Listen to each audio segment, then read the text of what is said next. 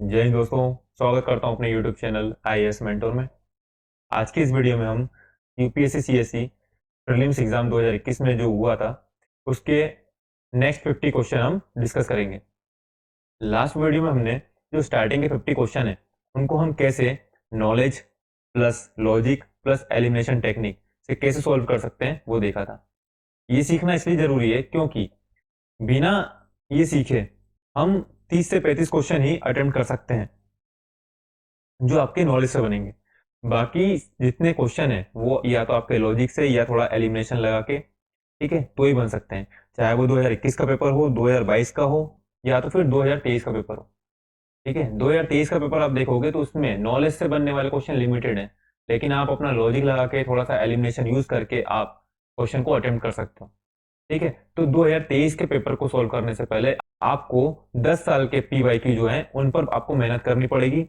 आपको अपना mindset develop करना पड़ेगा, एप्टीट्यूड डेवलप करना पड़ेगा, तब जाके आप 2023 का पेपर जो है उसमें आप एक्सेल कर पाओगे। ठीक है, और 2024 का जो पेपर आएगा उसको भी आप कुछ नहीं कह सकते वो किस डायरेक्शन में जाएगा, है ना। तो आपको पीवाईक्यू है उन पर मेहनत करनी पड़ेगी, वहां से आपको लैंग्वेज पहचाननी पड़ेगी कि यूपीएससी की लैंग्वेज कैसी है। जैसे आपको एक क्वेश्चन के दिखाता हूं मैं। ठीक है, जैसे ये वाला क्वेश्चन देखिए, 60 नंबर क्वेश्चन, ये 2023 का क्वेश्चन है। अब इसी टाइप की लैंग्वेज जो है वो यूपीएससी ने 2021 के पेपर में यूज की है। देखो क्या बोल रहा है, it can be used in hydrogen fuel cell to run vehicle. ठीक है, अब ये देखिए 2021 का एक क्वेश्चन आपको दिखाता हूं मैं।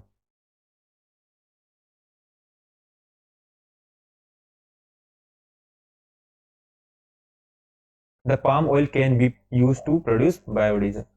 अभी सिमिलर टाइप की स्टेटमेंट है, ठीक है, कि ये चीज यहाँ यूज की जा सकती है। हाँ भाई, की जा सकती होगी, आप मना नहीं कर सकते ना, कौन सी चीज किस में यूज होती है। तो ये एक जेनरिक स्टेटमेंट होती है। आपको कैसे पहचान में आएगा, जब आप पीवाईक्यू करोगे। अब आपने 2021 का पेपर किया होता तो आपको मालूम होता, अच्छा है यूपीएससी अपने एग्जाम में इस टाइप की स्टेटमेंट यूज करता है, it can be used in this, it can be used in this. ठीक है, तो यदि आप इसको किए होते तो ये आपको स्टेटमेंट सिमिलर टाइप की लगती, it can be used in hydrogen fuel cell to run vehicle, है ना। तो ये जेनरिक स्टेटमेंट है। आपको पहचानना पड़ेगा कि जेनरिक स्टेटमेंट कैसी होती है, एक्सट्रीम स्टेटमेंट कैसी होती है, पॉजिटिव स्टेटमेंट कैसी है, नेगेटिव कैसी है, प्रोग्रेसिव कैसी है। ठीक है, तो जब आप ये पहचानना स्टार्ट करोगे तो आपको ये क्वेश्चन जो है इजी लगने लगेंगे। ठीक है, तो मुझे आपको ये दिखाना था। ठीक है, अब इसी तरह की एक और स्टेटमेंट मैं आपको दिखाता हूं। देखिए, ये देखिए क्या लिखा, seeds of moringa and tamarind can be used in production of biofuels. ये क्या है, दिख रहा है ना, सिमिलर टाइप की स्टेटमेंट है। तो ये आप कैसे पहचानोगे कि इस टाइप की स्टेटमेंट सही होती है। ये जेनरिक स्टेटमेंट है, जब आप पीवाईक्यू पे काम करोगे, इसलिए हमको पीवाईक्यू करना है। ठीक है, तो अब जिस तरह लोग बोल रहे हैं कि एलिमिनेशन एलिमिनेट हो गया है, तो एलिमिनेशन एलिमिनेट कभी नहीं होगा। यदि आप पीवाईक्यू पे काम करोगे तो आप कैसे भी एलिमिनेट कर लोगे। ठीक है, अब बात रही, एलिमिनेशन आपका यहाँ से नहीं होगा, ये जो पेयर है ना, आपका यहाँ से एलिमिनेशन नहीं होगा, एलिमिनेशन होगा आपका यहाँ से, स्टेटमेंट से। यदि आपने स्टेटमेंट पहचानना सीख गए कि कौन सी स्टेटमेंट सही होती है, कौन सी स्टेटमेंट रॉन्ग होती है, वर्ड प्ले जो कहाँ पे कर रहा है, कहाँ पे ट्रैप है यूपीएससी के, तो आप इजिली जो है क्वेश्चन टैकल कर लोगे। लास्ट 50 क्वेश्चन हमने कर लिए थे। ठीक है, यदि आपने वो वीडियो नहीं देखी तो अब वो वीडियो भी देख सकते हैं, है ना। और उस वीडियो का जो लिंक है मैं डिस्क्रिप्शन में डाल दूंगा, तो आप उस वीडियो को इसके बाद देख लीजिएगा। ठीक है, ठीक है, शुरू करते हैं हम अपने इस वीडियो को। पहला क्वेश्चन देखते हैं, क्या बोल रहा है, how is permaculture farming different from conventional chemical farming. ठीक है, अब हमें नहीं पता पर्माकल्चर क्या होता है, लेकिन कन्वेंशनल केमिकल फार्मिंग से तो समझ रहे होगे आप कि पारंपरिक जो खेती होती है ना, पारंपरिक खेती जो होती है उसकी बात कर रहा है। केमिकल फार्मिंग की बात कर रहा है, मतलब कि शायद इसमें हम फर्टिलाइजर यूज करते होंगे, केमिकल्स यूज करते होंगे, है ना। अब ये बोल रहा है permaculture farming different from conventional chemical farming. ठीक, अब इस क्वेश्चन से हमें क्या समझ में आ रहा है, पारंपरिक खेती जो थी उसके बाद एक पर्माकल्चर फार्मिंग आई है ना, मतलब कुछ नया आया है। अब कुछ भी चीज नया आएगा तो वो थोड़ा एडवांस होगा पुराने से, है ना। ये चीज आप नोट कीजिए, अपने जो नोट्स मैंने आपको लास्ट टाइम बोला था, है ना, पॉइंट वाले, उसमें आप नोट कीजिए कि कोई भी न्यू चीज आती है, कोई न्यू टेक्नोलॉजी आती है, कुछ नया मेथड आता है तो वो पुराने से एडवांस रहता है। जो चीज पुराना नहीं कर पाता था तो वो चीज नया वाला कर पा रहा होगा, तभी तो लेकर आओगे, है ना। नहीं तो लाने का मतलब क्या। ठीक है, तो इस हिसाब से हमको सोचना है। अब हमें नहीं मालूम था पर्माकल्चर क्या होता है, लेकिन हमें इतना मालूम है कि कन्वेंशनल केमिकल फार्मिंग क्या होती है, जहां पे हम फर्टिलाइजर यूज कर रहे हैं, सब कर रहे हैं। ठीक है, तो ये एक तो बताया। ठीक है, दूसरा क्या था, प्रोग्रेसिव। प्रोग्रेसिव सही होता है, पॉजिटिव सही होता है, नेगेटिव गलत होता है। ठीक है, अब देखिए क्या बोल रहा है, permaculture farming discourage monoculture practices, but in conventional chemical farming monoculture practice are predominant. आपको मालूम है हमारा जो एग्रीकल्चर सिस्टम है उसमें मोनोकल्चर प्रैक्टिस होती है। ठीक है, तो ये क्या होता है कि जो हमारी जमीन होती है ना उसके लिए खराब होता है मोनोकल्चर। ठीक है, तो जब कन्वेंशनल केमिकल फार्मिंग में क्या बोल रहा है, ये प्रीडोमिनेंट होता है मोनोकल्चर प्रैक्टिसेस, और पर्माकल्चर जो है इसमें मोनोकल्चर प्रैक्टिसेस जो है वो नहीं होती, डिस्करेज करता है ये। तो एक तरीके से देखें तो ये क्या है, पॉजिटिव स्टेटमेंट। ठीक है, सेकंड देखते हैं, conventional chemical farming can cause increase in soil salinity. ठीक है, अब ये क्या है, कन्वेंशनल है, पारंपरिक है, इसमें हम केमिकल यूज कर रहे हैं, इससे क्या हो सकता है, सॉइल सैलिनिटी बढ़ सकती है, होती है।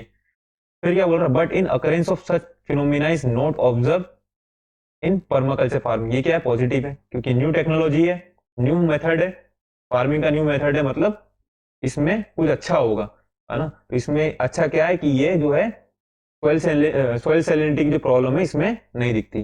दूसरा हो गया। तीसरा देखते हैं, conventional chemical farming is easily possible in semi arid region, but permaculture farming is not so easily possible in such region. ये क्या है, निगेटिव।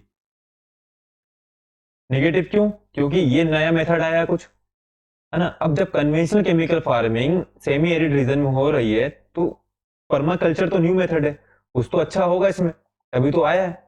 और यदि ये नया मेथड है, ठीक है, नया मेथड तो एडवांस होगा। ठीक है, तो पर्माकल्चर खेती जो होती है वो सेमी एरिड रीजन में भी होनी चाहिए, क्योंकि ये एडवांस है। इस तरीके से देखें तो ये निगेटिव स्टेटमेंट है, तो गलत स्टेटमेंट मानी जाएगी। ठीक है, तो अब यहां से यदि आप अपना आंसर देखें तो क्या आ रहा है, 1 आपका सही है, सेकंड सही है, थर्ड गलत है। ठीक है, थर्ड गलत है, थर्ड गलत है, 1 2 4 आपका आंसर। लेकिन अब जो क्वेश्चन आ रहे हैं उसमें तो आपको चारों स्टेटमेंट देखनी पड़ेगी, है ना, कि टू ओनली 2 सही है या ओनली 3 पेयर सही है।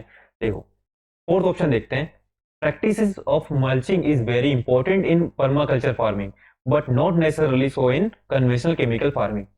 ठीक है, तो अब बात करते हैं मल्चिंग क्या होता है। मल्चिंग मतलब सोयल जो है उसको हम ढक देते हैं, ठीक है, जिससे क्या होता है, इसका जो मॉइस्चर रहता है वो उड़ता नहीं है ना, मॉइस्चर सॉइल में बना रहता है। ठीक है, तो ये होता है मल्चिंग। अब इसमें क्या बोल रहा है कि जो पर्माकल्चर है इसमें मल्चिंग की प्रैक्टिस जो है ये होती है, इंपॉर्टेंट है, but not necessarily so in conventional chemical farming. ठीक है, तो इससे पहले जो 50 क्वेश्चन किए थे मैंने उसमें बताया था यूपीएससी वर्ड प्ले करता है, तो एक वर्ड प्ले क्या है, नेसेसरली। ये नेसेसरली वर्ड यूज करता है यूपीएससी। अब यदि यहाँ पे ये नोट वर्ड नहीं होता, ठीक है, नोट वर्ड नहीं होता तो ये स्टेटमेंट हो जाती गलत, है ना। क्या हो जाता कि but necessarily so in conventional chemical farming, conventional chemical farming में भी मल्चिंग मल्चिंग होती ही है। ठीक है, नेसेसरली मतलब होती ही है, लेकिन इसने क्या बोला, नॉट नेसेसरली, जरूरी नहीं कि होती है, हो भी सकती है नहीं भी हो सकती है, तो इसमें क्या कर दिया, इसको जनरल स्टेटमेंट बना दिया। तो इस तरह की सही यूपीएससी वर्ड प्ले करता है। ठीक है, तो इसलिए ये स्टेटमेंट हो जाती है सही। होप आप लोगों को समझ में आ रहा होगा कि यूपीएससी किस तरह की लैंग्वेज यूज करता है ना, ट्रैप कैसे लगाता है, तो ये वर्ड प्ले कैसे करता है, तो आपको इससे समझ में आ रहा होगा कि जेनरिक स्टेटमेंट कैसी होती है ना, पॉजिटिव स्टेटमेंट कैसी होती है, प्रोग्रेसिव स्टेटमेंट कैसी होती है। यदि आपने ये पहचानना सीख लिया, आप क्वेश्चन आराम से टैकल कर सकते हो यूपीएससी के। अब देखते हैं 52 number question, with reference to palm oil.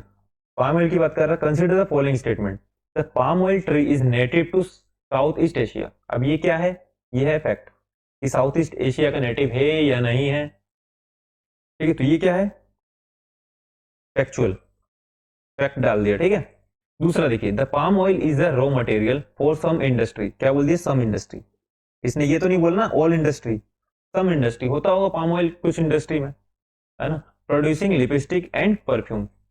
ठीक है, तो ये क्या हो गया, यहां से इसने सम यूज कर दिया यहाँ पे, तो इससे ये स्टेटमेंट आती है जनरिक कि हाँ भाई होता होगा, है ना। थर्ड स्टेटमेंट देखिए, the palm oil can be use in produce biodiesel. हाँ भाई होता होगा। तो ये सेकंड और थर्ड स्टेटमेंट जो है ये है जेनरिक स्टेटमेंट। अब ये फर्स्ट स्टेटमेंट ये native of south east Asia, तो इसने क्या किया, यहाँ पे फैक्ट डाल दिया। ठीक है, फैक्ट अभी साउथ ईस्ट एशिया भी हो सकता है, अफ्रीका भी हो सकता है, एशिया भी हो सकता है, यूरोप भी हो सकता है, कुछ भी हो सकता है। यहाँ पे इस वर्ड के लिए अल्टरनेटिव बहुत सारे हैं। यदि आपके पास किसी फैक्ट के अल्टरनेटिव आपके पास मौजूद हैं तो मान के चलो वो स्टेटमेंट गलत है। ठीक है, क्योंकि वहां पे आराम से मैनिपुलेट किया जा सकता है। ठीक है, ऑप्शन को चेंज किया जा सकता है। इस तरीके से जो फैक्चुअल स्टेटमेंट होती है ये गलत हो जाती है यूपीएससी में। ठीक है, तो आपको इस तरह पहचानना पड़ेगा कि कौन सा फैक्ट है, कहाँ पे ये गलत हो सकता है। क्या पता साउथ ईस्ट एशिया हो या ना हो, क्या पता अफ्रीका हो, ठीक है, यूरोप हो, कुछ भी हो सकता है। और जो जेंडर स्टेटमेंट होती हैं, ठीक है, ये सही होती हैं। इसलिए इसका आंसर क्या हो गया, 2 3। अब यदि हमारा क्वेश्चन आता है उसमें तो हम क्या डालते हैं, ओनली 2 पेयर। ठीक है, अब बात करते हैं 53 क्वेश्चन। ठीक है, तो आप ये इंडस रिवर जो वाला सिस्टम है ना, इंडस रिवर सिस्टम हो गया, गंगा रिवर सिस्टम हो गया, ब्रह्मपुत्र रिवर हो गया, आप ये रिवर वाला देखिए अच्छे से। ठीक है, यहाँ से हर साल क्वेश्चन आते रहते हैं, इसका आंसर क्या, सतलज है ना। अब बात करते हैं विथ, इसमें आप और क्या देख लेना कि कौन सी रिवर चाइना से निकलती है, ठीक है, और कौन सी इंडिया से निकल रही है। ठीक है, इन सबके जो ओरिजिन है, कहाँ से कौन कौन सी रिवर निकल रही है, ठीक है, कौन से ग्लेशियर से निकल रही है, वो सब आप यहाँ पे देख लेना।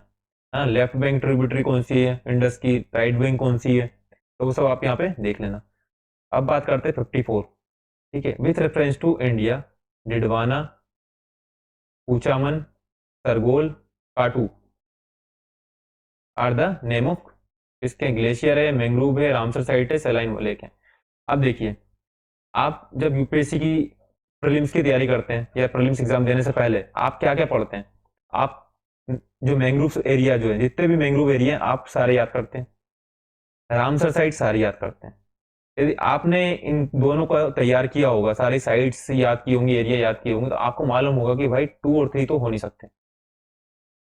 ठीक है, क्योंकि मैंग्रोव एरिया ये है नहीं, रामसर साइट्स ये है नहीं, है ना। अब आपको यदि मारना है तो किसमें मारोगे, ग्लेशियर या सैलाइन लेक में। अब बात आई डिडवाना, तो डिडवाना जो है ये आपका एनसीईआरटी में मिल जाता है। यदि आपने एनसीईआरटी पढ़ी होती तो डिडवाना सिर्फ आपको नहीं मालूम है कूचामन सरगोल खाटू क्या है, आपको इतना मालूम है कि डिडवाना ये वर्ड दिया हुआ है एनसीईआरटी में, तो आप मार के आते क्या, सलाइन लेक। फिर भी हमने यहाँ पे क्या अपने लॉजिक से, ठीक है, जो हमारा नॉलेज है उस हिसाब से हमने ये 2 एलिमिनेट कर दिए। ठीक है, अब फंसते हैं ग्लेशियर में, सलाइन लेक में। और एक चीज आप देख सकते हो कि खाटू, हम खाटू श्याम देखते हैं, खाटू श्याम, खाटू श्याम से आप थोड़ा सोच सकते हो कि भाई ये थोड़ा सा इस रीजन में आ जाता है, राजस्थान वाले रीजन में आ जाता है। ठीक है, तो ये हो गया 54 क्वेश्चन। अब आता है 55 क्वेश्चन। ठीक है, 55 क्वेश्चन को हम कैसे करें, अब सुवर्ण रेखा की बात करें, सुवर्ण रेखा किस में आ रहा है, झारखंड से निकलती है, झारखंड जो है ये ईस्टर्न घाट पे नहीं आता, तो आपका तीसरा तो कट ही गया। ठीक है, बाकी ये 1 2 आपका ऑप्शन सही है।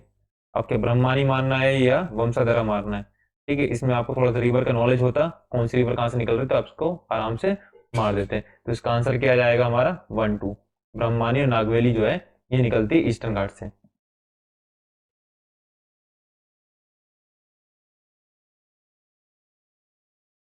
ठीक है, अब देखते हैं question number 56। The global ocean commission grant licence, क्या है ये, और एक ऑर्गेनाइजेशन दिया है। ठीक है, the global ocean commission grant licence for seabed exploration and mining in international water. ठीक है, हमें नहीं पता कौन सा है, ये क्या डाला है, fact. India has received licence for seabed mineral exploration in international water. अब देखो मैंने आपको क्या बताया था, एक होती है बनाई हुई स्टेटमेंट, एक होती है छापी हुई स्टेटमेंट। ठीक है, अब ये देखिए, यदि इंडिया को मिला होगा तभी तो एग्जामिनर ने कहीं से उठा के ये बनाया। एग्जामिनर के माइंड इस टाइप के ऑप्शन कभी दिमाग में नहीं आने वाले। ठीक है, कि लाइसेंस इंडिया को मिला है या नहीं मिला है, मिला होगा तभी पूछा है ना। तो हमको ये पहचानना पड़ता है कि भाई ये स्टेटमेंट जो है ये छापी हुई स्टेटमेंट, इंडिया को मिला होगा। ठीक है, तो उन्होंने यहाँ बनाया है। यदि इंडिया को नहीं मिलता तो ये क्वेश्चन भी नहीं बनता। ठीक है, इंडिया को यदि ये लाइसेंस नहीं मिलता तो ये क्वेश्चन भी नहीं बनता। ठीक है, इंडिया को मिला है तब जाके ये क्वेश्चन बना है, ये क्वेश्चन इन्होंने फ्रेम किया है। तो ये है छापी हुई स्टेटमेंट।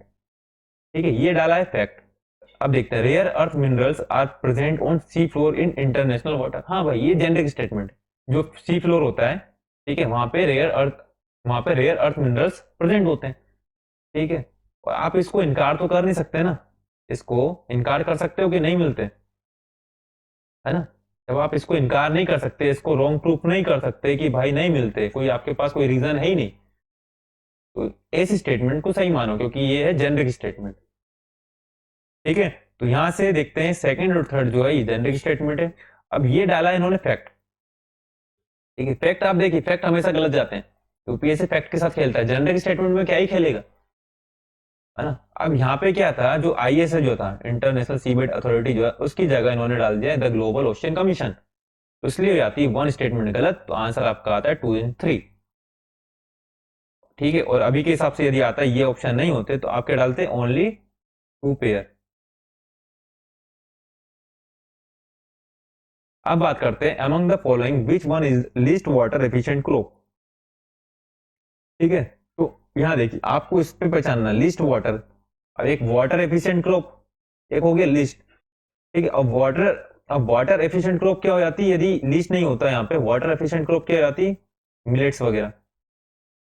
ठीक है, लेकिन उन्होंने क्या किया यहाँ पे एक वर्ड प्ले कर दिया लिस्ट। अब किसी ने जल्दबाजी में यदि ये वर्ड नहीं पढ़ा होगा तो वो क्या करेगा, वाटर एफिशिएंट क्रॉप मार के ही आ जाएगा, लेकिन लिस्ट बोला है तो उसका आंसर क्या जाएगा, शुगर कैन।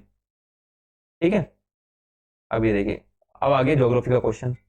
ज्योग्राफी के क्वेश्चन में यूपीएससी क्या करता है, मैक्सिमम जो डायरेक्शन होता है उनके साथ प्ले करता है, तो आपको यहाँ पे डायरेक्शन पहचानना है कि डायरेक्शन सही है या नहीं है। ठीक, अभी क्वेश्चन देखिए, इन द ट्रॉपिकल जोन, ये ट्रॉपिकल जोन है। ठीक है, अब इसमें वो क्या बोल रहा है, द अब क्या बोल रहा है, the western section of the ocean are warmer. अब ये कॉन्टिनेंट है, मान के चलो ये कॉन्टिनेंट बना हुआ है, एक कॉन्टिनेंट ये बना हुआ है ना, हमको ये सब बना लेना चाहिए जब हमको कंफ्यूज हो। ठीक है, तो एक ऐसा थोड़ा सा वहीं पे साइड में मैप बना लो, और ये जो बोल रहा है वो देखते जाओ, क्या बोल रहा है, the western section of the ocean. Ocean, ये ओशियन है, आप कॉन्टिनेंट की बात नहीं करना, हमको ओशन की बात करना, ओशन का वेस्टर्न सेक्शन क्या ही है। ठीक है, अब ट्रॉपिकल रीजन में जो अपना विंड रहती है वो कैसे चलती है, ऐसी चलती है ना। ठीक है, ओशन आर वार्मर, ये वेस्टर्न वाला ये वार्मर बोल रहा है। Then the eastern section owing to the influence of trade wind. ठीक है, अब यदि ट्रेड विंड जो है वो इस डायरेक्शन में चल रही है तो क्या होगा, यहाँ पे वाटर एक्यूमुलेट होता जाएगा, वाटर एक्यूमुलेट होगा तो यहाँ पे क्या होगा, यहाँ पे वाटर गर्म होता जाएगा, और जब वाटर इस डायरेक्शन में जाएगा तो यहाँ पे बनेगा एक अपवेलिंग जोन। ठीक है, अपवेलिंग जोन बनेगा तो यहाँ पे क्या आएगा, फ्रेश वाटर ऊपर आएगा। ठीक है, जिससे कारण क्या होगा, यहाँ पे वाटर ठंडा वाटर रहेगा, कोल्डर वाटर रहेगा, तो ये स्टेटमेंट हो जाती है सही। जिस हिसाब से इसने जो बोला है तो उस हिसाब से यदि हमने डायग्राम बनाया तो हमको मालूम है यहाँ पे एक्यूमुलेट होगा तो यहाँ पे गर्म होगा, नीचे से जाएगा और यहाँ पर ऊपर आएगा।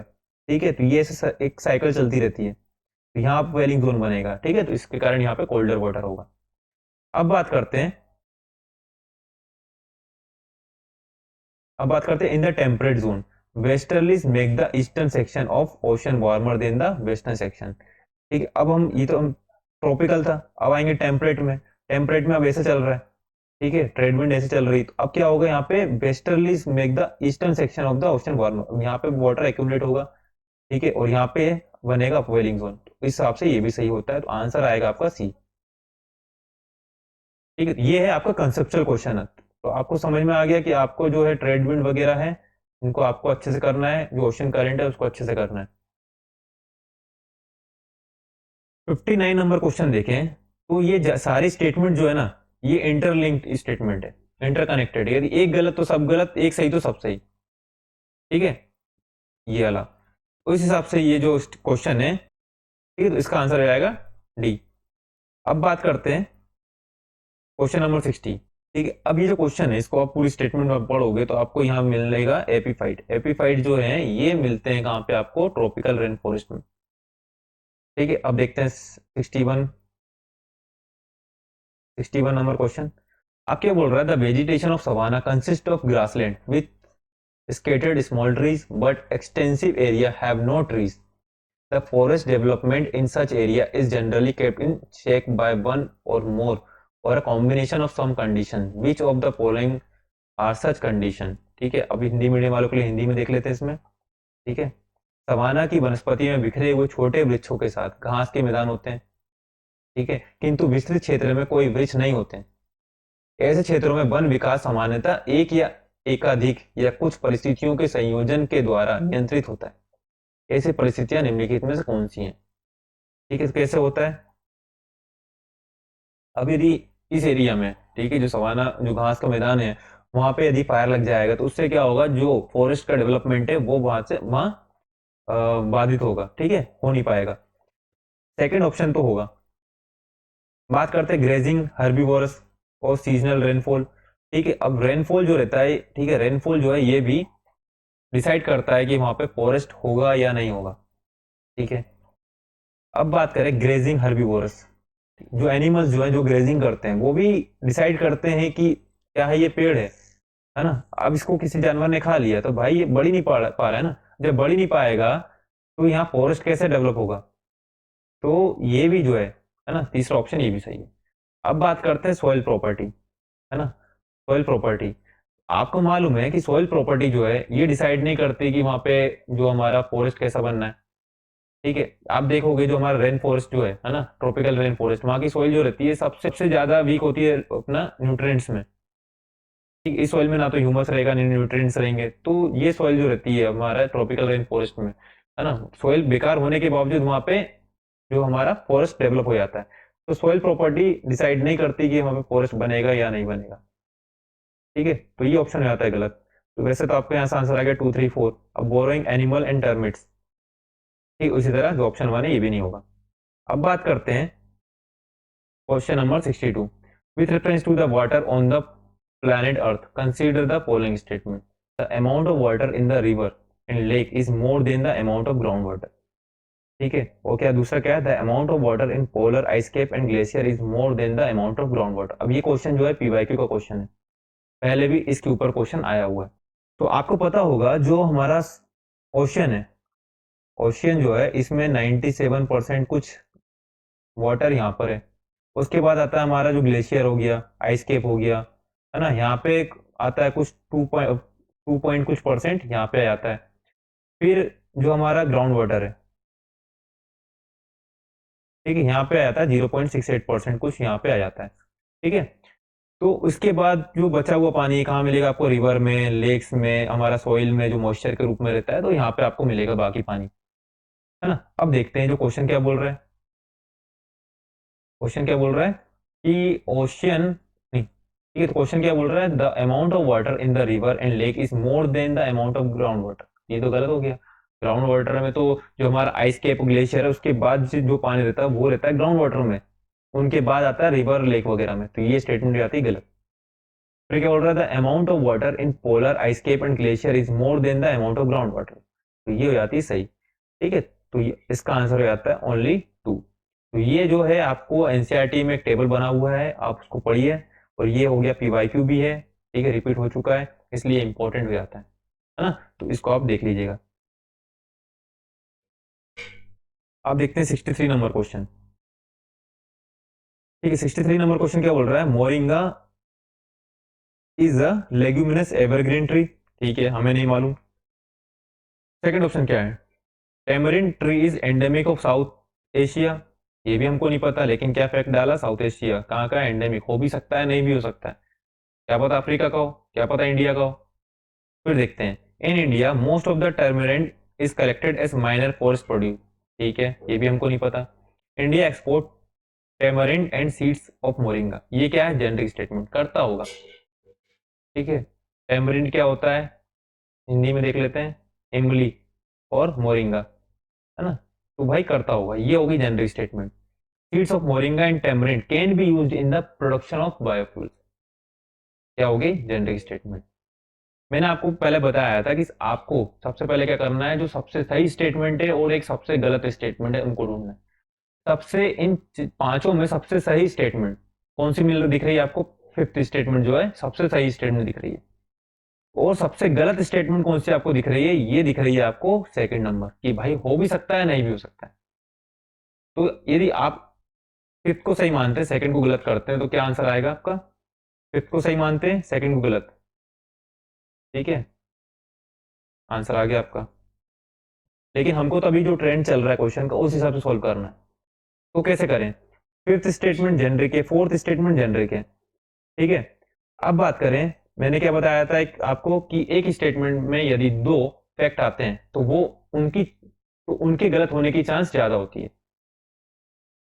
ठीक है, दो फैक्ट कैसे कि भाई मोरिंगा जो है लेग्यूमिनस हो भी सकता है, नहीं भी हो सकता है। मोरिंगा एवरग्रीन ट्री हो भी सकता है, नहीं भी हो सकता है। एक लेग्यूमिनस और एक एवरग्रीन, दो फैक्ट आ गए यहाँ पे। ठीक है, लेग्यूमिनस हो भी सकता है, नहीं भी हो सकता है। एवरग्रीन हो भी सकता है, डेसिडस भी हो सकता है। ठीक है, कुछ भी हो सकता है यहाँ पे, तो ये भी एक फैक्ट है ना। तो एक स्टेटमेंट में दो फैक्ट डाले, इसकी चांस गलत होने की ज्यादा है। ठीक है, तो आपने इस तरह जो फर्स्ट और सेकंड स्टेटमेंट थी इसको सोल्व किया, फर्स्ट सेकंड स्टेटमेंट। अब आपकी बचती है थर्ड स्टेटमेंट। ठीक है, थर्ड स्टेटमेंट क्या बोल रहा है, in India most of the tamarind collected as minor forest produce. ठीक है, क्या बोल रहा है इसमें, भारत में अधिकांश इमली लघु वन उत्पाद के रूप में। ठीक है, इमली की बात कर रहा है, तो इमली तो भाई लघु वन उत्पाद हो सकता है ना? जो टेमरिन जो है माइनर फॉरेस्ट प्रोड्यूस हो सकता है, इसकी चांसेस है। तो 3 4 5 जो है इस तरीके से ये सही हो जाता है। The black cotton soil of India has been form due to the weathering of, इससे होगा ये फ्रीजर वोल्केनिक रॉक। ये आपको एनसीईआरटी पढ़ते हो तो आपको वहां से नॉलेज मिल जाता है। ठीक है, तो ये नॉलेज वाला क्वेश्चन था। अब बात कर रहे हैं with reference to the recent development, इसकी ये वर्ड प्ले रिसेंट डेवलपमेंट। ठीक है, आपको और भी क्वेश्चन दिखाऊंगा जहां पे रिसेंट डेवलपमेंट लगा के उन्होंने घुमा दिया, क्वेश्चन ही घुमा दिया। इस तरीके से आपको थोड़ा सा क्वेश्चन भी पढ़ना पड़ता है। रिसेंट डेवलपमेंट की बात कर रहे हैं, regarding recombinant vector vaccine consider the following statement, genetic engineering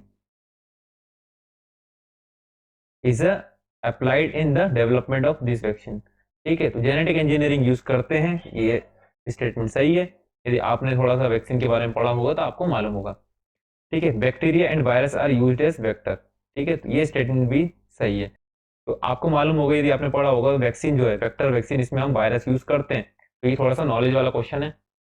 ठीक है, यदि आपने वैक्सीन वैक्सीन उस टाइम पे न्यूज में थी, करंट में थी, यदि आपने वैक्सीन पढ़ी होती तो आपको मालूम होता कि ये सही है। जब वैक्सीन में वायरस यूज कर सकते हैं तो बैक्टीरिया तो कर ही सकते हैं। तो ये स्टेटमेंट दोनों सही हो जाती है आपकी आपकी। अब बात करते हैं in the context of hereditary disease consider the following statement. First statement क्या है, passing on mitochondrial disease from parent to child can be prevented. ठीक है, कैन बी प्रिवेंटेड कर सकते हैं by mitochondrial replacement therapy either before और after the in vitro fertilisation और एक सही, ये स्टेटमेंट सही है, कर सकते हैं। ठीक है, और जेनरिक स्टेटमेंट भी है। ठीक है, और आपको ये थोड़ा बहुत नॉलेज होगा तो आपको मालूम होगा कि हाँ इस तरीके से इसको कर सकते हैं। सेकेंड स्टेटमेंट क्या है, a child inherits mitochondrial disease entirely from mother and not from father. अब हमारा जो एलिमिनेशन है वो यहाँ पे होता है फेल। ठीक है, तो आपको पता होना चाहिए कि भाई एलिमिनेशन के 100% सही नहीं होता। ठीक है, 100% सही नहीं होता। आपने 10 में से 8 क्वेश्चन आपके सही रहेंगे, एक ठीक है, दो गलत हो सकते हैं। तो यदि आप इसमें नॉलेज आपको ना नहीं होगा, यदि आप सिर्फ एलिमिनेशन मारोगे यहाँ पे, तो यहाँ पे आप थोड़ा सा गलत हो सकते हैं। तो ये हो रहा है इंटायरली बोला, ओवर इम्फेसाइज कर रहा है, लेकिन ये स्टेटमेंट होती है सही। क्यों, क्योंकि जब आप पढ़ते हैं इसके बारे में माइट्रोकॉन्ड्रियल रिप्लेसमेंट के बारे में, ठीक है, तो क्या होता है, जो हमारा जो माइट्रोकॉन्ड्रियल जो रहता है वो मदर की तरफ से आता है। ठीक है, मदर जो रहती है वो वहां से उसका माइटोकॉन्ड्रियल रहता है, बाकी पूरा जो हमारा सेल रहता है, सेल पूरा हमारा रहता है फादर की तरफ से, लेकिन जो हमारा माइटोकॉन्ड्रिया जो है वो मदर प्रोवाइड करती है। इस तरीके से आपको ने थोड़ा सा साइंस टेक पढ़ा होगा, ठीक है, आपसे ये क्वेश्चन बन जाता।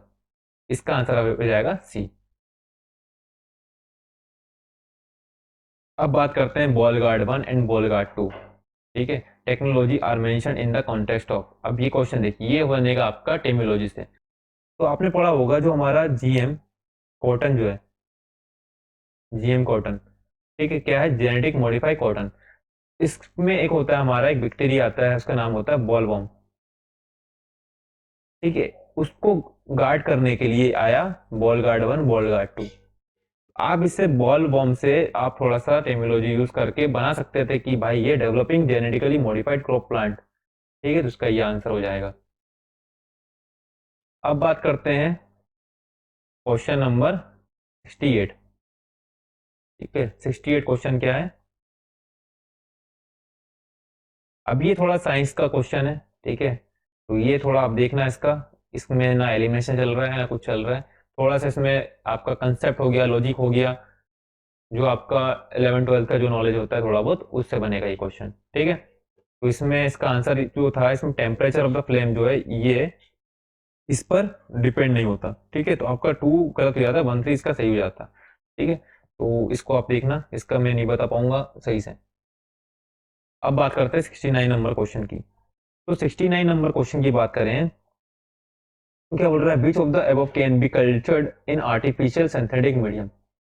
तो जो वायरस होता है नॉन लिविंग, जब ये किसी लिविंग बींग के अंदर जाता है तो ये लिविंग बन जाता है, लेकिन जब ये लिविंग बींग के अंदर नहीं होता तो ये होता है नॉन लिविंग, और इसको हम सिंथेटिक मीडियम में कल्चर्ड नहीं कर सकते, तो इसलिए तीसरा गलत हो जाता है, आपका आंसर हो जाएगा 1 और 2।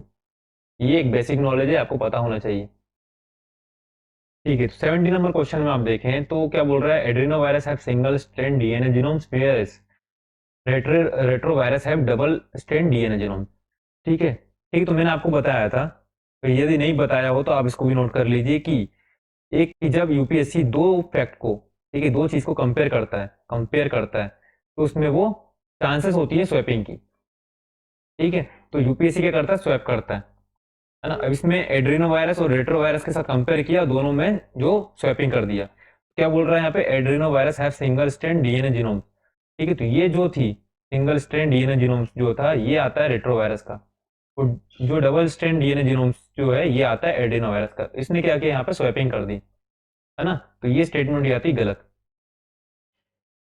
फिर बात करें, common cold is sometimes caused by an adeno virus whereas AIDS is caused by retro virus. AIDS का आपके बारे में मालूम होगा तो आपको मालूम होगा कि ये रेट्रो वायरस से होता है, ठीक है। तो ये स्टेटमेंट क्या है, सही है, लेकिन यहाँ पे क्या किया, स्वैपिंग कर दिया। तो ये आप नोट कर लेना, यूपीएससी क्या करता है, दो फैक्ट हैं जब उनको स्वैप कर देता है, तो ये आप अपने नोट्स में लिख लेना। अब देखते हैं 71 number question, water can dissolve more substance than any other liquid because it is dipole in nature. अभी ये आपका नॉलेज वाला क्वेश्चन है, 11-12 का जो नॉलेज रहता है वहां पे बनता है, ठीक है। यहाँ पे कोई एलिमिनेशन नहीं चल रहा है, ठीक है। अब देखते हैं 72 नंबर क्वेश्चन। तो 72 नंबर क्वेश्चन देखने से पहले मैं आपको बता दूं कि मैंने आपको 51 नंबर जो क्वेश्चन कराया था उसमें आपको क्या बताया था कि कोई भी न्यू टेक्नोलॉजी आती है या कुछ नया मेथड आता है तो पुराने से एडवांस होता है, पुराने में जो कमियां हैं उसको दूर करने के लिए हम कुछ नई चीज लेकर आते हैं। तो आपको ये जो क्वेश्चन है 72 नंबर क्वेश्चन, इसमें भी वही चीज सोचना है, ठीक है। कंपेयर कर रहा है सोडियम लैंप और एलईडी लैंप में, ठीक है। तो इसमें आपको पता होगा जो एलईडी लैंप जो है ये न्यू टेक्नोलॉजी है। अब जब एलईडी लैंप जो है ये न्यू टेक्नोलॉजी है तो जो सोडियम लैंप जो है ज्यादा पुरानी टेक्नोलॉजी होगी, ठीक है। अब हम देखते हैं ऑप्शन यहाँ पे, स्टार्टिंग हमको ये देख के चलना, हमें कुछ नहीं पता, है ना। क्या है, sodium lamp produce light in 360 degree but it is not so in the case of LED lamps. Second option देखते हैं, as street light sodium lamp have longer life span than LED lamps, ठीक है, हमें नहीं पता। The spectrum of visible light from sodium lamp is almost monochromatic, ठीक है। अभी मोनोक्रोमेटिक आपको मालूम है ना, सोडियम जो लैंप है इसकी बात कर रहा है, while LED lamp offer significant colour advantage in street lighting, ठीक है। ये स्टेटमेंट आपको समझ में आ रही होगी कि एलईडी लैंप जो है ये न्यू टेक्नोलॉजी है तो इसमें कलर एडवांटेज ज्यादा होगा, मोनोक्रोमेटिक नहीं होगी जैसे कि सोडियम लैंप है। तो इस तरीके से थर्ड स्टेटमेंट जो है ये सही हो जाती है। अब देखते हैं, जब ये एलईडी लैंप जो है ये न्यू टेक्नोलॉजी है, इसमें कलर एडवांटेज है ना, तो सेकंड स्टेटमेंट आप देखोगे तो आपको यहाँ पता चलेगा कि as street light sodium lamp have longer life span than LED lamp. अब जब न्यू टेक्नोलॉजी आएगी तो जायज है कि हम उसकी जो लाइफ स्पेन है उसको बढ़ाएंगे, है ना, क्योंकि जो पुराना था उससे तो बेटर ही लेकर आएंगे, जब बेटर लेकर आएंगे तो उसकी लाइफ स्पेन जो है हम बढ़ाएंगे। तो इसमें क्या बोल रहा है कि एलईडी लैंप की जो लाइफ स्पेन है वो कम है as compare to sodium lamp, तो ये स्टेटमेंट हम मानेंगे गलत है। अब बात करते हैं first statement, sodium lamp produce light in 360 degree. अब आपको मालूम होगा जो हमारे बल्ब होते थे, बल्ब जो होते हैं पुराने जो वाले जो बल्ब थे वो थे सोडियम लैंप। अब वो क्या, जब उजाला करते थे 360 फैलाते थे, है ना, चारों दिशाओं में उजाला होता था, अभी एक तरीके से तो अच्छी चीज है कि चारों तरफ उजाला कर रहा है, लेकिन इससे क्या हो रहा है, इससे आपका लाइट कंजम्पशन जो है वो ज्यादा हो रहा है। आप एक टारगेट पे फोकस नहीं कर रहे हैं, आपका जो है लाइट जो है ये स्केटर्ड हो रहा है, इससे लाइट कंजम्पशन ज्यादा होता है। इसलिए हम लेकर आए एलईडी लाइट। ये जो क्या कर रहा है, ये 360 पे नहीं कर रहा है, ये टारगेटेड। आपको मालूम होगा जो हमारा एलईडी हम लगाते हैं तो वो टारगेटेड जगह पर लाइट फोकस करता है ना। इसलिए ये स्टेटमेंट जो है ये सही होती है एलईडी के लिए, कि एलईडी जो है उसमें 360 डिग्री लाइट प्रोड्यूस नहीं होती। तो इस तरीके से आप देखें तो इसका आंसर हो जाएगा 1 एंड 3। होप आप लोगों को समझ में आ रहा होगा। यदि समझ में नहीं आया हो तो इसको फिर से एक बार आप देखिए तो ऑटोमेटिकली आपको समझ में आ जाएगा। अब बात करते हैं the term S2 is talk about in the context of. ठीक है, अब इसमें देखिए आपको कैसे एलिमिनेट करना रहता है। S2 की बात करते हैं। अब क्या बोल रहा है, development of India on satellite navigation system. तो आपको मालूम होगा ये ऑप्शन तो नहीं होने वाला, क्यों? क्योंकि ये है नाविक। ये पीवाईक्यू में भी आया हुआ है, शायद 2018 में आया हुआ है ना। आपने वो किया होगा तो आपको मालूम होगा कि इंडिया का जो सैटेलाइट नेविगेशन सिस्टम है वो नाविक है, ना कि S2। तो आपका ये तो गलत। अब थर्ड ऑप्शन देखते हैं क्या बोल रहा है, radio collar for wild life tracking. ठीक है, तो ये वर्ड से ऐसा नहीं लग रहा है कि ये वाइल्ड लाइफ ट्रैकिंग के लिए कुछ बनाया होगा। ठीक है, और इस तरीके का क्वेश्चन शायद पीवाईक्यू में आया हुआ था, जिसमें हम टाइगर की जो स्ट्रिप वगैरह वाला था, एक क्वेश्चन ऐसा आया हुआ था, है ना। तो वो वर्ड से समझ में आता है, ठीक है, कि ये वाइल्ड लाइफ ट्रैकिंग के लिए होगा कि नहीं होगा। ये स्टेटमेंट भी गलत हो जाता है। अब आप फंसोगे ए और बी में। ठीक है, स्प्रेड ऑफ वायरल डिजीज और gene introduce in the genetically modified plant. तो आप इसमें आ गए 50-50 में। अब आप इसमें तुक्का खेल सकते हो कि आपको क्या लगाना है। ठीक है, इसका आंसर शायद इसका क्या है, आंसर डी। ये कोरोना के टाइम पे न्यूज में था। अब बात करते हैं bisphenol A, a cause of concern is the structural key component in the manufacture of which of the following kind of plastic। 74 number question, कोई लॉजिक नहीं लग रहा, कोई एलिमिनेशन नहीं लग रहा, नॉलेज बेस्ड है। ठीक है, अभी जो क्वेश्चन है ये वाला क्वेश्चन है छोड़ने वाले क्वेश्चन। आपको 100 के 100 क्वेश्चन मार के नहीं आना है। ठीक है, कट ऑफ कितना जा रहा है आप देखिए, कट ऑफ के हिसाब से आपको क्वेश्चन अटेम्प्ट करना है। ऐसा नहीं कि 100 के 100 मार के आ रहे हो, नेगेटिव लेके चले आ रहे हैं। कुछ क्वेश्चन होते हैं जो छोड़ने वाले होते हैं। अब बात करें ऑप्शन सी जो है पॉलीथीन टेराफ्लेट, ये जो ऑप्शन है इससे 2022 में क्वेश्चन बना दिया यूपीएससी ने। इसलिए हमको चारों ऑप्शन जो है इनको सर्च करना पड़ता है। अभी हम क्या कर रहे हैं कि कैसे सोचना है एग्जाम में, है ना, रियल टाइम में कैसे सोचना है क्वेश्चन सॉल्व करने के लिए। तो अभी हम उस पर बात कर रहे हैं। अब आपको क्या करना है, एक स्टेप ऊपर जाके सारे ऑप्शन जो है इनको सर्च करना है। जब आप सारे ऑप्शन को सर्च करोगे, गूगल करोगे, तब जाके आपका जो पीवाईक्यू एनालिसिस है वो होगा, है ना। ये सिर्फ हम जो एग्जाम में कैसे सोचें उसके बारे में बात कर रहे हैं। ठीक है, अब बात करते हैं 75 नंबर क्वेश्चन, ट्राइक्लोसन क्या होता है ना। ट्राइक्लोसन क्या होता है, consider harmful when expose to high level of long time, is most likely present in which of the following. अब यदि हार्मफुल है, यदि हम लंबे टाइम तक इसको एक्सपोज करके रखते हैं, इस हिसाब से देखोगे तो ये फूड प्रिजर्वेटिव तो नहीं होगा, ना ही फ्रूट रिपनिंग सब्सटेंस होगा। अब इसमें से आप दो ऑप्शन जो है इनमें खेल सकते हैं। ठीक है, तो इस तरीके से सोचना पड़ता है। अब बात करते हैं which one of the following is the reason why astronomical distance are measured in light year. ये आपका नॉलेज का क्वेश्चन है। जब आप 7th 8th 9th 10th वगैरह जो फिजिक्स वगैरह थोड़ा पढ़ते हैं, है ना, या लूसेंट से आप थोड़ा फिजिक्स पढ़ते हैं, तो आपको एक आइडिया होगा कि speed of light is always same. ये नॉलेज वाला क्वेश्चन है। ठीक है, अब बात करते हैं 77 number question, we adopted parliamentary democracy based on the British model, but how does our model differ from that model. ठीक है, अब देखते हैं इसमें as regard legislature the British parliament is supreme और sovereign, but in India the power of the parliament to legislate is limited. तो बात सही है, जो ब्रिटेन में जो पार्लियामेंट है वो सुप्रीम है, लेकिन हमारे यहाँ जो कॉन्स्टिट्यूशन है वो सुप्रीम है, ना कि पार्लियामेंट। तो फर्स्ट ऑप्शन जो है यहाँ पे सही है। अब देखते हैं second option, in India matters related to the constitutionality of the amendment of an act of the parliament are referred to the constitution bench by the supreme court. तो ये ऑप्शन भी आपका सही है कि कोई भी एक्ट का अमेंडमेंट होता है ना, उसकी कॉन्स्टिट्यूशनलिटी को चेक करने के लिए जो सुप्रीम कोर्ट की कॉन्स्टिट्यूशनल बेंच होती है उसके पास रेफर किया जाता है, ताकि वो चेक करती है कि जो हमारा एक्ट है जिसमें हमने अमेंडमेंट किया वो कॉन्स्टिट्यूशनल है कि नहीं है। यदि नहीं होगा तो उसको उसको वो नल एंड वॉइड कर देती है। ठीक है, इस हिसाब से देखें तो हमारा ऑप्शन सी जो है ये सही हो जाता है।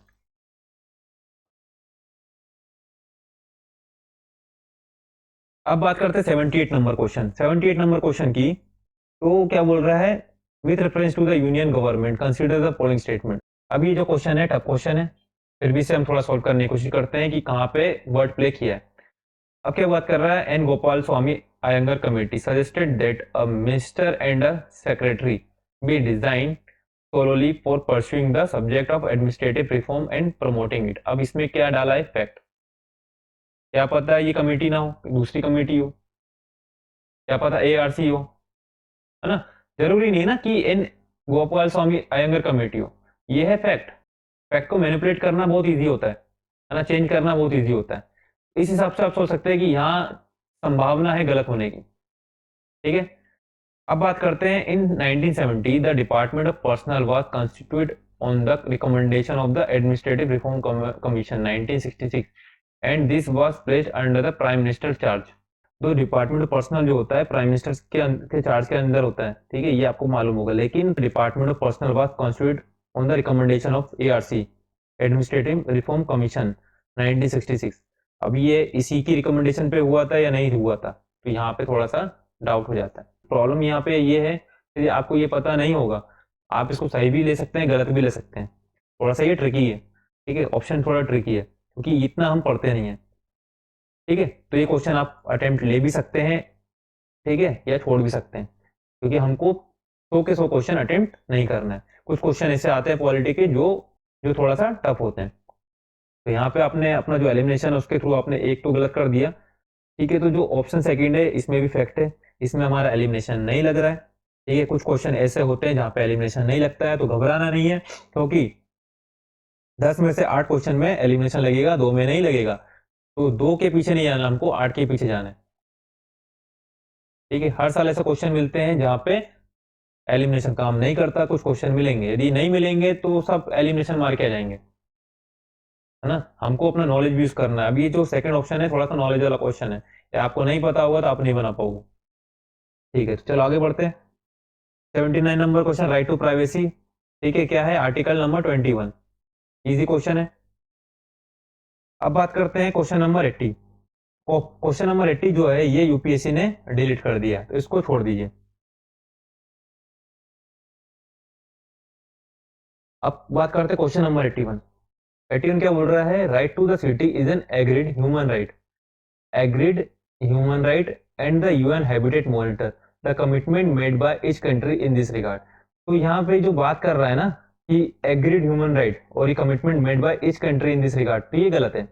एग्रीड ह्यूमन राइट नहीं है, यूएन हैबिटेट जो है इसको मॉनिटर कर रहा है, लेकिन ये agreed human right commitment made by each country in this regard, ये गलती है, ये गलत है। ठीक, इसमें क्या आया, एक स्टेटमेंट में दो फैक्ट, एक स्टेटमेंट में दो फैक्ट डाले हैं। ठीक है, तो हमारा जो एलिमिनेशन जो है वो काम कर रहा है यहाँ पे, एक स्टेटमेंट में दो फैक्ट मैक्सिमम टाइम गलत रहते हैं। ठीक है, आपका यहाँ से यदि आपने वन स्टेटमेंट काटी आपका आंसर आएगा 2, 3 और 3। तो इस तरीके से आप देखें 3 तो सही है। सेकंड देखते हैं, right to the city gives every occupant of the city the right to reclaim public space and public participation in the city. तो ये जेनरिक स्टेटमेंट, इस तरह देखें आंसर हो जाएगा हमारा डी। बात करते हैं with reference to India, consider the following statement, judicial custody means an accused is in the custody of the concerned magistrate and such accused is locked up in the police station not jail। अब दो type की custody होती है, एक होती है judicial custody, एक होती है पुलिस कस्टडी। ठीक है, तो पुलिस कस्टडी जो होती है उसमें जो अक्यूज रहता है उसको लॉकअप में बंद किया जाता है ना, पुलिस स्टेशन में जो लॉकअप होता है वहां पे बंद किया जाता है। लेकिन जो जुडिशियल कस्टडी में होता है ना, उनको बंद किया जाता है जेल में। ठीक है, तो ये जो क्वेश्चन था ये आपका अंडरस्टैंडिंग का क्वेश्चन था, जितनी आप मूवी देखते हैं जो भी देखते हैं, है ना, तो आपकी अंडरस्टैंडिंग का क्वेश्चन था ये क्वेश्चन। ठीक है, इस हिसाब से देखें तो स्टेटमेंट गलत हो जाती है। अब देखते हैं second option, during judicial custody the police officer in charge of the case is not allowed to interrogate the suspect without the approval of the court. तो ये बात सही है, थाने में रहते हैं तो वहां पे 3rd डिग्री दे के सब उगलवा लेते हैं, लेकिन यदि जेल में है तो जो पुलिस वाला है, पुलिस ऑफिसर जो है, वो इंटेरोगेट नहीं कर सकता जब तक उसको कोर्ट का अप्रूवल ना मिले। ठीक है, तो यहाँ पे ऑप्शन अपना सेकंड सही हो जाएगा। अब देखते हैं question number 83। With reference to India consider the following statement when a prisoner make out the sufficient case payroll cannot be denied to such prisoner because it become a matter of his or life, matter of his or right। तो ये statement गलत है। ये आप देखिए, लग रहा होगा कि बनाई हुई स्टेटमेंट है, उससे बनाई है। ठीक है, कि पेरोल डिनाई नहीं कर सकते। ठीक है, तो ऐसा थोड़ी ना होता। इस पर हर कोई जो कैदी है वो पेरोल मांगना स्टार्ट कर देगा, है ना। तो थोड़ा सा ये कॉमन सेंस आपको लगाना पड़ेगा अपना। अब देखते हैं option second. State government have their own prisoner release on payroll rules. अब आपको मालूम होगा जो प्रिजन है वो स्टेट लिस्ट का सब्जेक्ट है। जब स्टेट लिस्ट का सब्जेक्ट है तो उस पर रूल्स रेगुलेशन कौन बनाएगा? स्टेट गवर्नमेंट बनाएगी। तो इस हिसाब से ये स्टेटमेंट सही हो जाती है। तो ये आपका थोड़ा सा बेसिक नॉलेज लगेगा। ठीक है, थोड़ा सा लॉजिक, उस हिसाब से आपका ये क्वेश्चन बन जाएगा। 84 नंबर क्वेश्चन, ये है आपका पीवाईक्यू। पीवाईक्यू रिपीट हुआ है। At the national level which ministry is the nodal agency to ensure effective implementation of the जो FRA एक्ट 2006। ठीक है, कौन सी कर सकती है?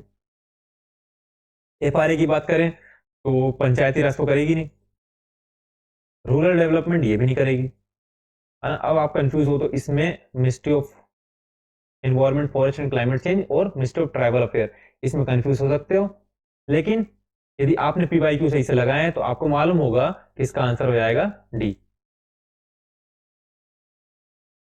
85 नंबर क्वेश्चन की बात करें, legislation which confers on the executive or administrative authority an unguided and uncontrolled discretionary power in the matter of application of law violates which one of the following article of the Constitution of India। तो यदि आपने fundamental rights वगैरह थोड़ा बहुत पढ़ा होगा, अच्छे से पढ़ा होगा, तो आपको मालूम होगा कि आर्टिकल 28 तो होगा नहीं, क्योंकि ये रिलीजियस वाला है। आर्टिकल 44 की बात करें, यूसीसी वाला है। अब बचा आर्टिकल 14 और आर्टिकल 32। यदि आप क्वेश्चन सही से पढ़ेंगे तो आपको समझ में आएगा कि आर्टिकल 32 भी नहीं है, क्योंकि आर्टिकल 32 जो है रिट्स से संबंधित होता है ना। तो ये आंसर हो जाएगा आर्टिकल 14। अब देखते हैं 86 number question. Which one of the following in Indian polity is an essential features that indicate that it is federal in character. अब इनमें से कौन सा फीचर जो है ये इंडिकेट कर रहा है कि भारत जो है फेडरल है? तो fundamental right are enforceable by court by law, ये तो इंडिकेट नहीं कर रहा है। The union cabinet can have elected representative from regional party, तो ये भी नहीं है। The union legislature has elected representatives from constituent unit, ये भी नहीं है। तो the independence of judiciary is safeguard, तो इसका आंसर हो जाएगा ये। ठीक है, तो ये आपको जो आपके लक्ष्मीकांत पढ़ोगे तो आपको वहां मिल जाएगा कि कौन कौन से फेडरल कैरेक्टर हैं, है ना। आप वो कैरेक्टर पढ़ लोगे तो वहां से क्वेश्चन आपका बन जाता है। 86 नंबर क्वेश्चन आपका लक्ष्मीकांत से बन जाएगा। अब बात करते हैं 87 number question. Which one of the following best define the term state. तो एक स्टेट क्या होता है? स्टेट वो होता है जहां पे एक टेरिटरी हो, डिफाइंड टेरिटरी हो, नंबर ऑफ पीपल्स रहते हो यहाँ पे, एक गवर्नमेंट हो, और जो टेरिटरी जो है ये एक्सटर्नल कंट्रोल जो है उससे इंडिपेंडेंट हो, सॉवरिन पावर हो, है ना। तो वो होता है हमारा स्टेट। तो इस हिसाब से आप देखोगे तो ऑप्शन ए जो है ये सही होता है। ठीक है, तो ये सब डेफिनेशन वाले जो क्वेश्चन होते हैं ना, ये बेसिक पॉलिटी की जो क्वेश्चन है, आपको जो एनसीईआरटी वो आपको पढ़नी पड़ेगी। ठीक है, तो वहां से आपका इस तरह के क्वेश्चन बन जाते हैं। तो पॉलिटिकल थ्योरी वाले एनसीईआरटी है वो आप पढ़ लीजिएगा, आपको इस तरह के क्वेश्चन हैंडल हो जाएंगे। फिर बात करते हैं question number 88। With reference to Indian judiciary consider the following statement. अब बात करते हैं, एनी रिटायर्ड जज of the supreme court of India can be called back to sit and act as a supreme court जज by the chief justice of India with prior permission of the president of India. तो ये statement सही है। लक्ष्मीकांत में आपको ये statement देखने को मिल जाएगी। अब बात करें, a high court in India has the power to review its own judgment as the supreme court does.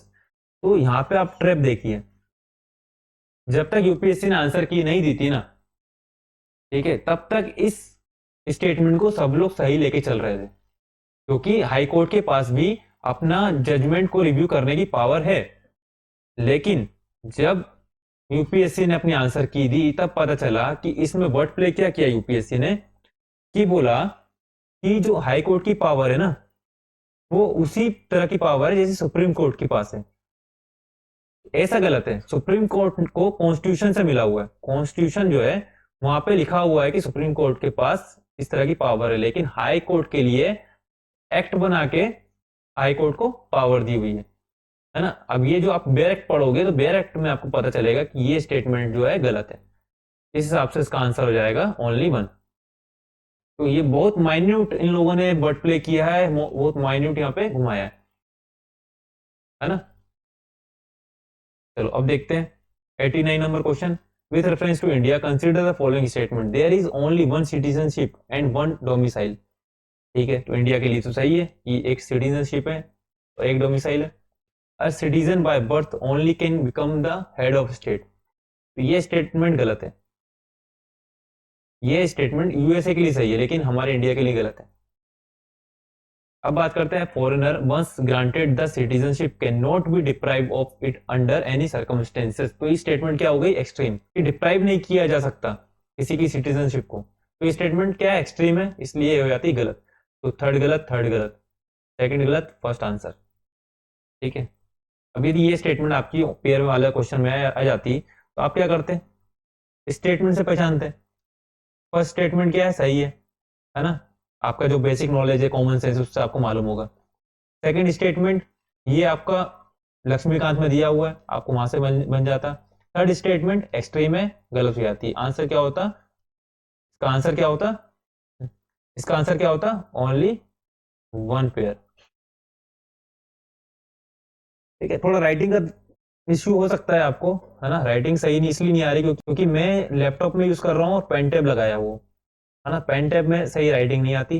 यदि आईपैड वगैरह या टैबलेट यूज करते हैं तो हम स्क्रीन के ऊपर लिखते हैं, है ना। स्क्रीन की जब ऊपर लिखते हैं तो वहां पे राइटिंग सही आती है।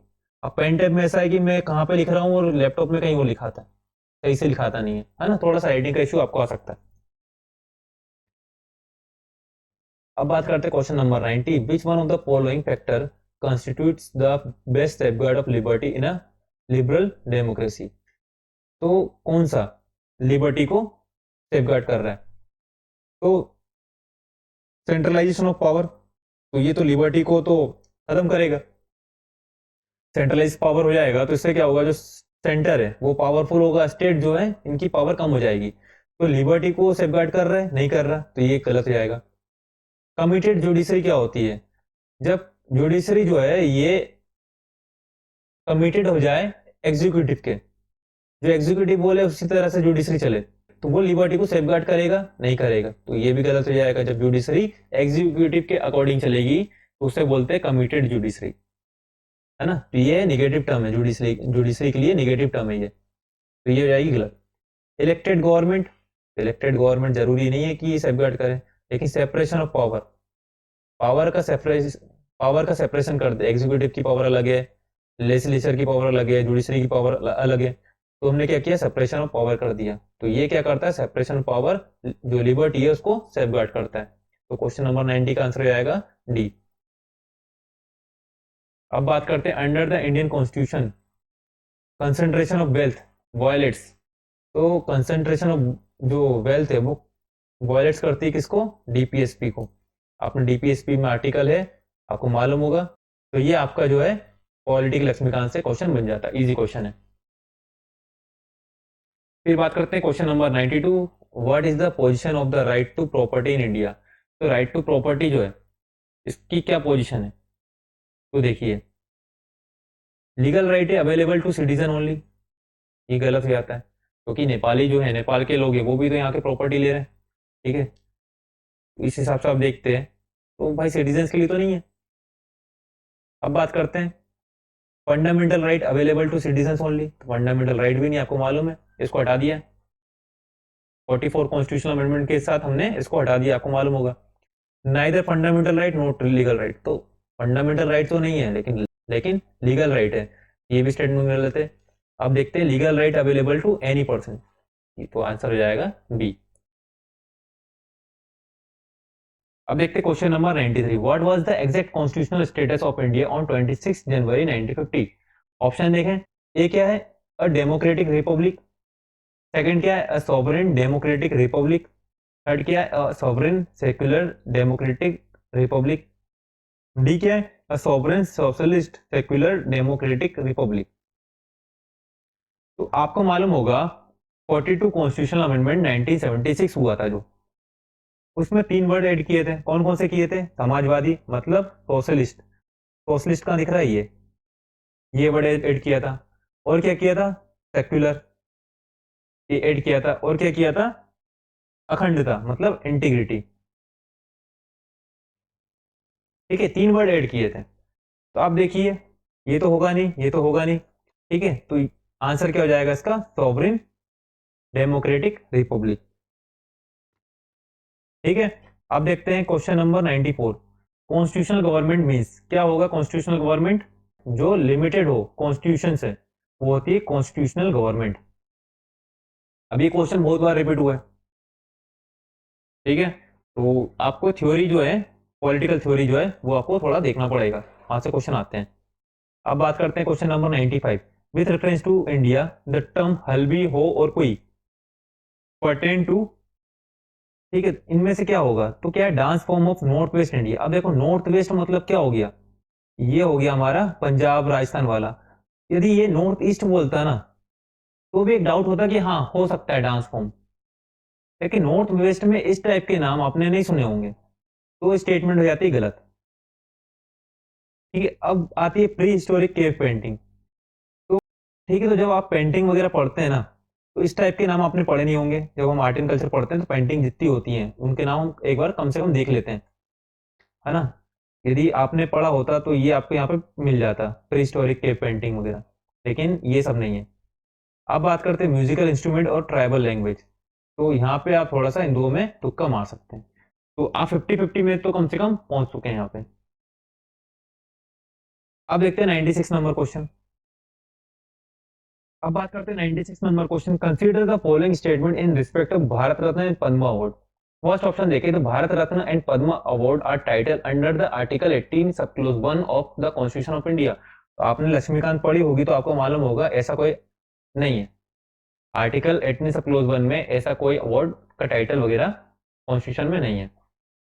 सेकंड देखें तो Padma award which were instituted in the year 1954 were suspended only once. इसमें क्या है, एक स्टेटमेंट में दो फैक्ट हैं, एक स्टेटमेंट में दो फैक्ट है, मैंने आपको बताया था, तो वो चांस होती है गलत होने की। कैसे, अभी 1954 ना हो कि 1955 हो सकता है, 53 हो सकता है, 52 हो सकता है, 56 हो सकता है, पॉसिबिलिटी है चेंज करने की। अब बात करें सस्पेंडेड ओनली वंस, क्या पता 2 बार हुआ हो, क्या पता 3 बार हुआ हो, क्या पता हुआ ही ना हो सस्पेंड, है ना।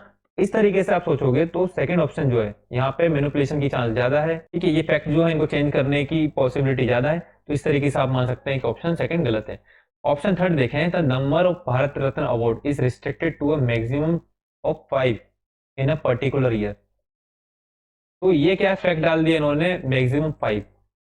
यहाँ भी चांस है कि भाई क्या पता हो 5 ना हो, 4 हो, 3 हो, 2 हो, है ना, चांस है यहाँ भी मैनिपुलेट करने के।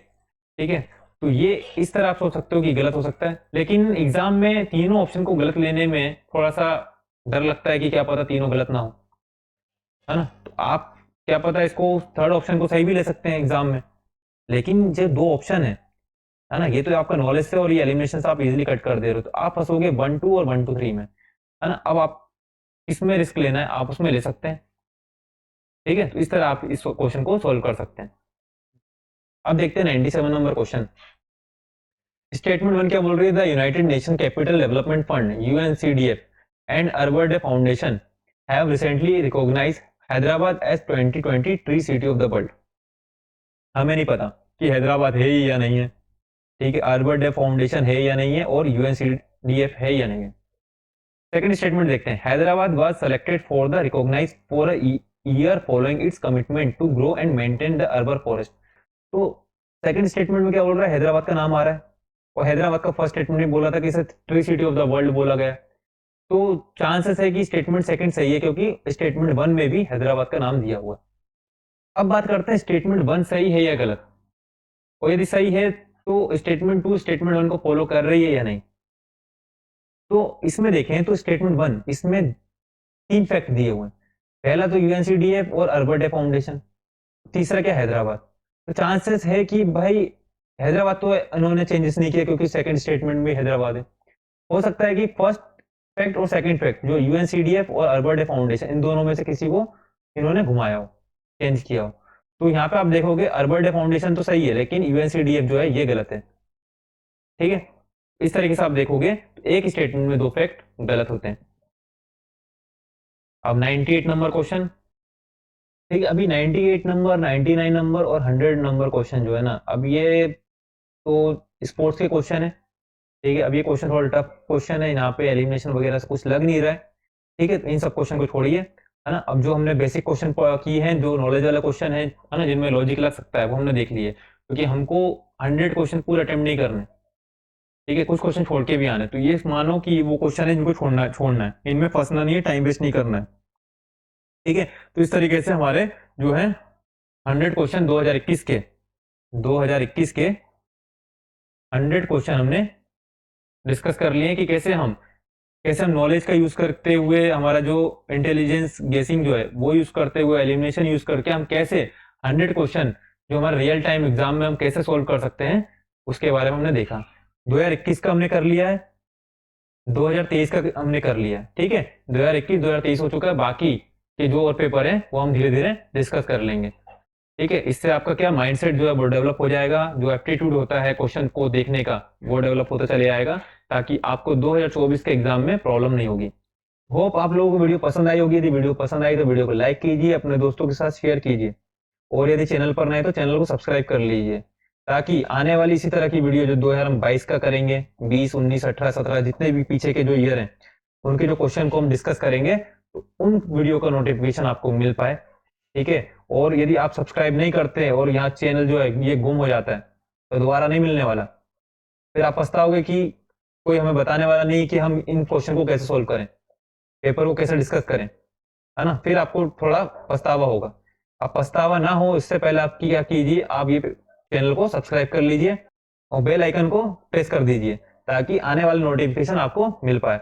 और रही बात कुछ डाउट हो, ठीक है, मुझसे कनेक्ट करना हो तो आप टेलीग्राम जो चैनल है उससे जुड़ जाइए, वहां से आप मुझसे डायरेक्ट कांटेक्ट कर सकते हैं।